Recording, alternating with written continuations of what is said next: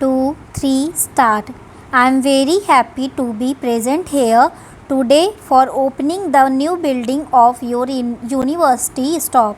All that you have said about this new university, which is only 6 years old, is commendable in many respects. Stop. Although you have not had adequate equipment and the necessary wherewithal in the beginning, these serious shortcomings did not discourage you. Stop.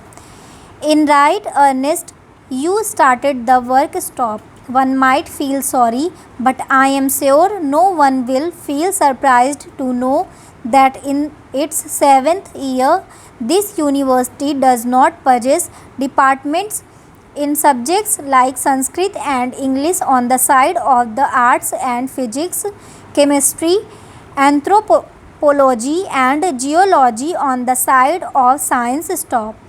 I need not say much about the importance of the Sanskrit language, which besides having its own vast treasure house of knowledge is the mother of the present day Indian languages of the North. Stop.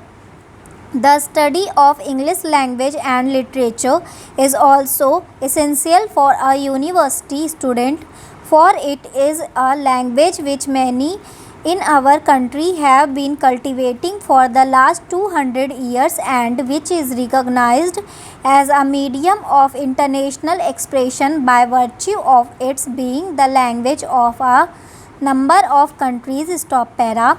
Equally important is the study of chemistry and physics, which are in a way the basic sciences which go to form the foundations of all technical and scientific knowledge. Stop. As for anthropology and geology, these two subjects have a special significance for your state. Stop. Inhabited as your state is by a number of tribal people speaking different tongues and having different customs and possibly belonging to different ethnic groups, no other state in India provides such favorable conditions and opportunities for the study of anthropology as yours. Stop.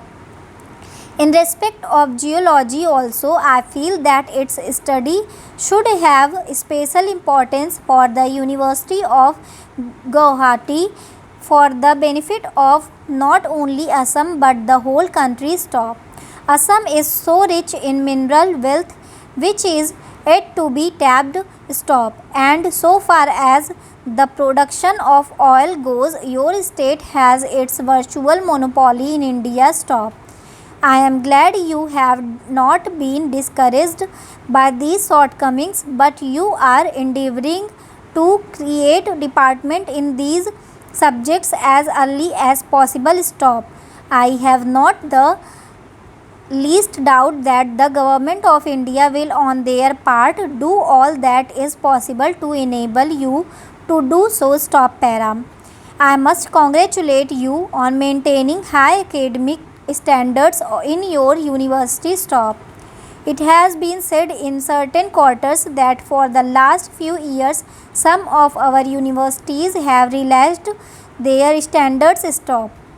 I cannot say how far it would be correct to say so, but if there is that much truth in it, this trend is to be deplored and discouraged because universities must always look ahead and after imparting education must of necessity be upright, even strict in the matter of conferring degrees, distinctions or honors. Stop. You have done the right thing in sticking to this ideal from the very beginning. Stop. I am one with you that in order to be fully useful to the people for whom a university serves, it ought to be a teaching body. Stop. I am glad that in your planning you have kept this point in view. Stop. I hope the building for which you have been good enough to invite me to open today marks the beginning of your undertaking in that direction. Stop. Para. Apart from imparting education, which is after all the real aim of a university. It will also help you to coordinate and centralize your academic activities. Stop. What has particularly pleased me in the Vice Chancellor's address in his reference to the fact that your university is likely to provide a great meeting place for the different racial and linguistic groups inhabiting Assam. Stop.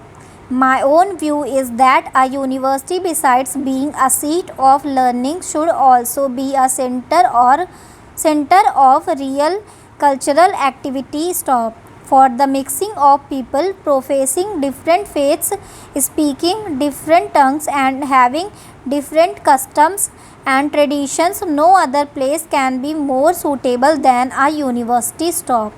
This is because a university is singularly free from any kind of bias and the din and turmoil of politics. Stop.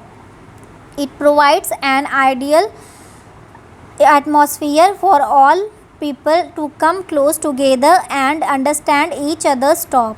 I need hardly point out that you will be rendering a great service not only to your state but to the whole of India. Stop. If you keep this objective before you. Stop. You will have rendered a great service to the nation if by sticking to your resolve you succeed in bringing all these groups together by providing them equal opportunities, thereby promoting mutual understanding and the good of all. Stop.